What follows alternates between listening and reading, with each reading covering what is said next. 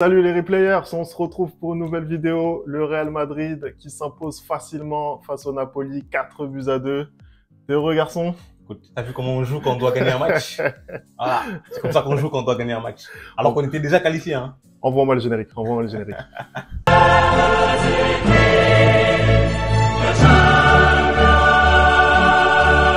Allez, on va commencer ce débrief. Le Real qui s'impose malgré une équipe bien remaniée.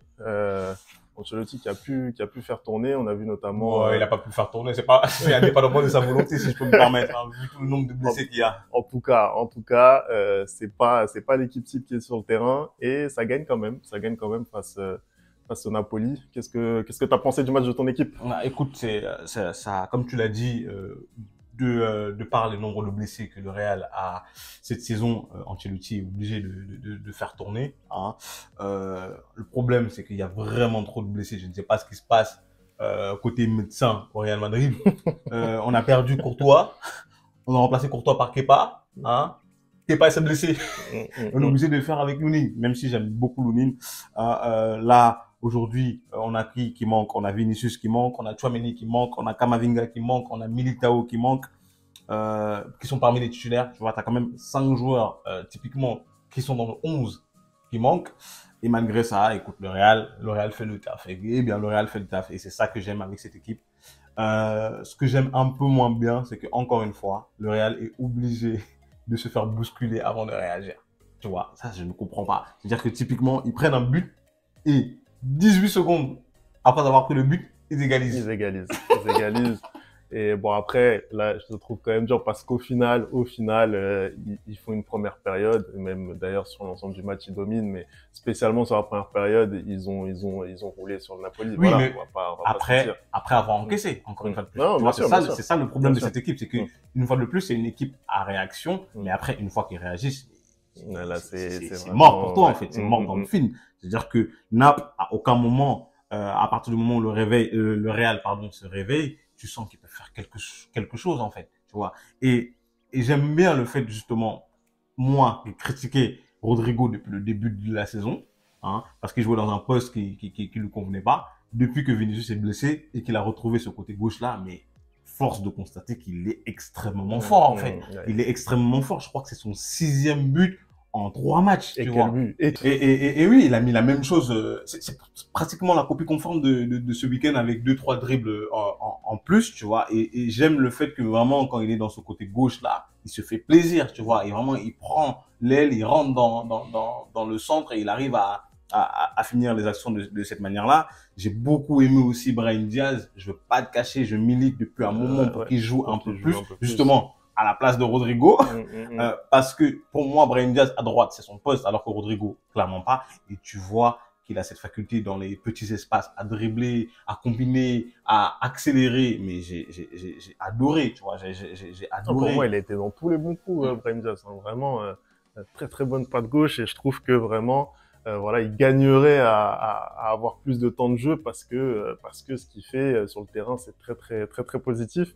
Il y avait également Ceballos titularisé aujourd'hui. Qu'est-ce que tu as pensé de son match? C'était un peu plus compliqué pour Dani Ceballos. On va pas l'oublier, il revient de blessure, un autre blessé, pardon. Il est resté blessé très longtemps quand même. Du coup, il était un peu en manque de rythme, donc du coup, ça a été très difficile pour lui ce soir. Il a perdu énormément de ballons dans l'entrejeu. Pour moi, clairement, au milieu de terrain, ça a été un peu le moins bon entre Kroos et Valverde. Et si je peux mettre aussi Jude Bellingham.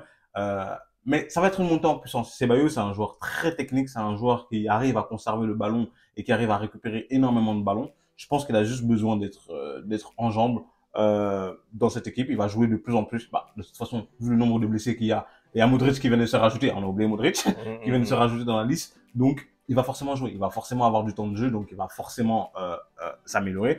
Je veux quand même souligner encore une fois de plus la gestion d'effectifs pour le coup de Ancelotti que je critique depuis le début de la saison sur d'autres aspects. Et pas qu'un peu. Voilà, sur d'autres aspects que la gestion du groupe. C'est quand même très fort d'avoir autant de blessés, surtout des 11 dans le 11, et de faire ce genre de prestation ce soir face à Naples, qui a besoin de gagner pour se qualifier. Tu vois ce que je veux dire? C'est-à-dire qu'il arrive à continuellement faire tourner son équipe et surtout, en fait, il met tellement une confiance dans certains joueurs que quand il rentre sur le terrain, bah, il a lui rendre, en fait. Il a lui rendre. Et la prestation qu'on voit du Real ce soir, j'ai pas envie de dire extraordinaire parce que ça n'est pas, mais c'est une très très bonne prestation quand on regarde, comment dire, l'équipe qui a aligné ce soir, tu vois. Moi, je suis assez d'accord. Au final, cette équipe du Napoli, elle a eu très très peu de temps fort. Je dirais peut-être voilà le retour en deuxième période où effectivement ils sont un peu mieux, ça se concrétise par ce but du continent de Zambo Anguissa. Désolé mon frère, mais on ne peut pas te laisser gagner le match là, désolé. Et c'est vrai que voilà ils ont été mieux durant 10 minutes, un quart d'heure en deuxième période, mais après voilà c'est vrai que le Real a continué à dérouler. Et a logiquement fait la différence au score. Pour moi, c'est largement mérité cette victoire. D'ailleurs, on a vu justement rentrer, je crois que c'était à l'heure de jeu, hein, la rentrée de Nico Paz. Nicolas Paz. Alors, qu'est-ce que t'as pensé de son entrée? Bah, écoute, ça fait déjà quelques temps qu'il rentre à Madrid.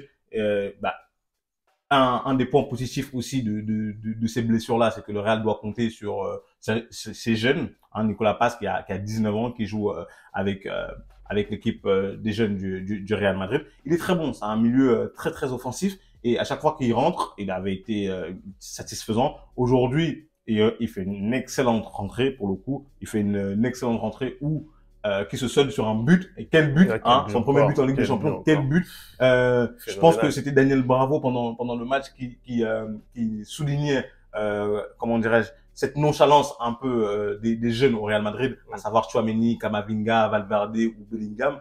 Mais c'est une nonchalance positive, c'est-à-dire que vraiment ils tentent des choses que les anciens, forcément, après tant d'années de carrière, ne tenteraient pas et ça passe, tu vois. Et vraiment, j'apprécie le fait que Ancelotti enfin donne la chance aux jeunes, mais bon, là, il est obligé de le faire, donc c'est pour ça qu'il le fait. Après, de façon générale, hein, je trouve que le Real Madrid, quand même, prépare plutôt bien l'avenir. Hein. Tu as parlé des recrutements. Voilà, mais comme tu le dis, le Real prépare l'avenir, mais généralement en recrutant, tu vois. Et là, c'est quelqu'un qui vient du centre de formation, tu vois. On oublie souvent, on aime bien parler des centres de formation des autres, mais le Real est l'équipe qui fournit le plus de joueurs en Europe de son centre de formation. C'est-à-dire qu'il alimente le plus l'Europe avec son centre de formation, tu vois. Donc, certes, il ne reste pas au Real parce que le Real, c'est tellement une machine de Astar que c'est difficile pour eux de s'imposer, mais il y en a quelques-uns qui arrivent à s'imposer. Hein, quand tu vois les Dani Carvajal, notamment, quand tu vois les Nacho, quand tu vois les Valverde, ils arrivent à s'imposer, tu vois, ils arrivent à s'imposer, mais c'est compliqué. Aujourd'hui, de voir un Nico Paz rentrer, être aussi juste techniquement, prendre des risques, tenter des choses, c'est positif, tu vois. Vraiment, il fait partie du positif de ce soir. Après, il y a du négatif. Je vais en venir. Il y a notamment 2 points négatifs. Aujourd'hui, j'ai un problème avec ma défense. Parce que alors que là, Rudiger, en plus, on est quasiment sur la défense titulaire aujourd'hui. Non, mais justement, c'est ça mon problème. C'est que Rudiger, rien à dire. Il est là, il est en place, il fait ce qu'il faut, il dégage les ballons quand il faut dégager le ballon. Il a cet engagement, peut-être même un peu trop, souvent nécessaire. Mais par contre, son binôme, David Alaba, ça commence à devenir compliqué. Parce que quand tu regardes les buts et les occasions de buts de Naples, c'est clairement Alaba le problème.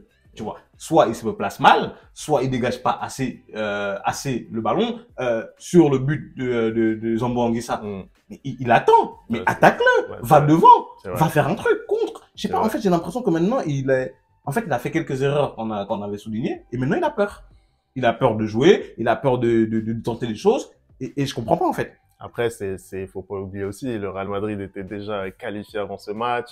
C'est pas un match coup près. On voit la montagne de blessures qu'il y a aussi. Est-ce que on se met comme ça en avant pour aller défendre sur un Zambo Anguissa? Non, mais on se met pas en avant, mais là, pour moi, je suis désolé, quand on regarde ce genre de match depuis quelques temps, clairement, le perdant, c'est Alaba. Parce que normalement, la défense titulaire, c'est Alaba Militao. Quand Militao va revenir, il y a aucune raison pour que Rudiger aille sur le banc. Je suis désolé, avec les prestations qu'on voit depuis un moment, Rudiger ne doit pas aller sur le banc dans cet effectif du Real, en fait. Et pour moi, c'est Militao c'est Alaba qui est le grand perdant depuis la saison dernière déjà, où il manque, en fait, la première saison, il a été tellement fantastique que tu avais l'impression qu'il était dans l'équipe depuis je ne sais pas combien d'années.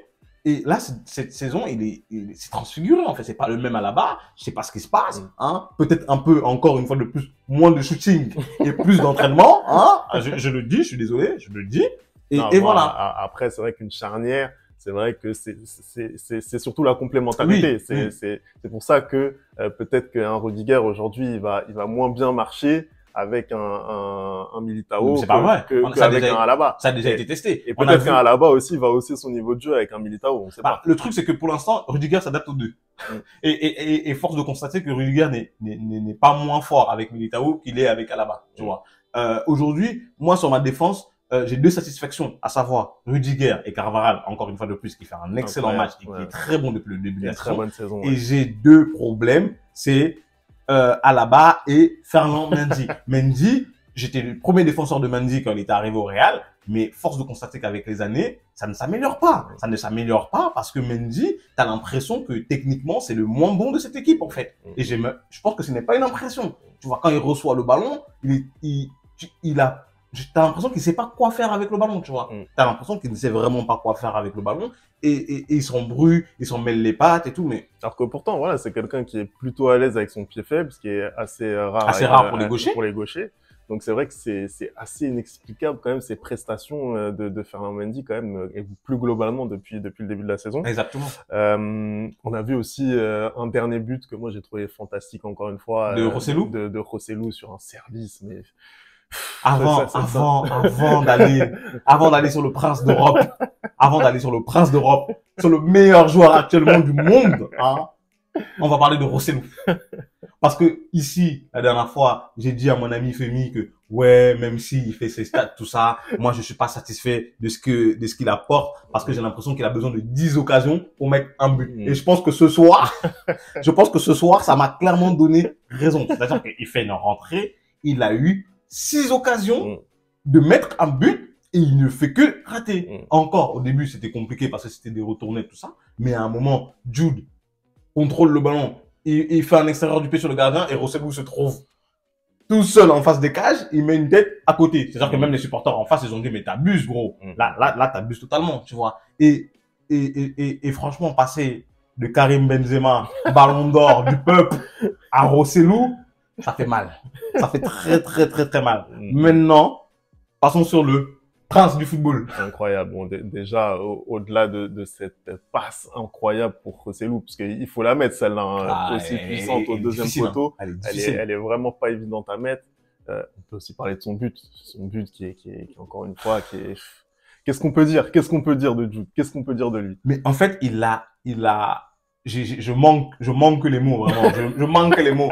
C'est-à-dire que je manque les superlatifs pour qualifier Jude Bellingham. C'est-à-dire que, en fait, je ne sais même pas comment le qualifier. C'est-à-dire qu'il a cette manière d'être toujours au bon endroit, au bon moment. Il a cette manière de se déplacer dans les espaces, dans cette formation-là qui, pour le coup, a été faite pour lui. Mais c'est juste incroyable. Et c'est-à-dire que quand tu regardes ses stats depuis le début de la saison, c'est aussi bien les buts que les passes décisives. C'est-à-dire que aujourd'hui, le déplacement qu'il fait pour recevoir le centre de David Alaba, c'est d'ailleurs la seule chose qu'il fait bien dans ce match-là, David Alaba, hein, extraordinaire. C'est un déplacement d'attaquant. Tu vois. Et il a la présence d'esprit de remettre le ballon, de croiser sa tête, tu vois. Tout est fait parfaitement. Et c'est pas que ses buts, c'est aussi la manière dont il harangue ses coéquipiers, c'est aussi la manière où tu vois qu'il a faim, qu'il veut gagner le match, tu vois qu'il veut marquer, tu vois qu'il veut faire des passes décisives, tu vois qu'il est content d'être dans ce club-là. Et c'est ça qu'on veut, des gens qui sont prêts à tout pour donner, pour jouer sur le maillot du Real Madrid. En fait, on veut pas des mercenaires, hein, qui depuis 4 étés sont là, ils font, je sais pas, moi je veux pas, chaud, froid, moi. Non, on veut des mecs comme ça. Ce mec-là, il sait ce qu'il veut, il est en train de réaliser son destin. C'est-à-dire que, en 3 mois même pas, il est déjà sur la meilleure saison, sa dernière saison, il a les mêmes stats que sa dernière saison à Dortmund. C'est extraordinaire. C'est le meilleur buteur du Real Madrid cette saison, alors qu'il n'est même pas attaquant. C'est dingue. Il n'est même pas attaquant. C'est incroyable la saison qu'il nous fait Jude, c'est incroyable. Bon, en tout cas, c'est une victoire pour le Real Madrid. Qu'est-ce que ça fait? Ça veut dire que là, ils sont premiers. Écoute, c'est sans faute. Hein. C'est 5 sur 5. 5 sur 5. Ils sont reçus. Ça fait plaisir. Vraiment, c'était pas gagné pourtant, en voyant cette poule en début de saison. Je sais qu'on a fait les pronostics. Je t'avais dit que peut-être que le Real va finir avec 15 points. Au lieu de 18. Mais en tout Je peux cas, encore me tromper. ouais, sur le sans faute, c'était pas gagné, mais en tout cas ils l'ont fait. Et puis Naples qui va devoir aller chercher sa qualification. Exactement, Ils ont un match contre Braga. En cas de défaite, c'est les Portugais qui vont se qualifier, donc c'est pas encore fait. Mais un nul suffira pour eux. Donc non, c'est pas encore fini dans ce groupe. En tout cas, voilà, victoire du Real Madrid 4-2 à Bernabéu face à Naples. Merci d'avoir regardé cette vidéo. On n'oublie pas, bien entendu, les bonnes habitudes. @ le replay foot pour nous dire ce que vous avez pensé de ce match. Et puis voilà, on va se retrouver très très vite, hein, très rapidement. Hein. Je pense que là, on va se retrouver dans 2 secondes. Hein. Allez, on envoie ça 2 secondes, 2 secondes. Allez, on se retrouve très très vite pour Arsenal Lens. Ciao.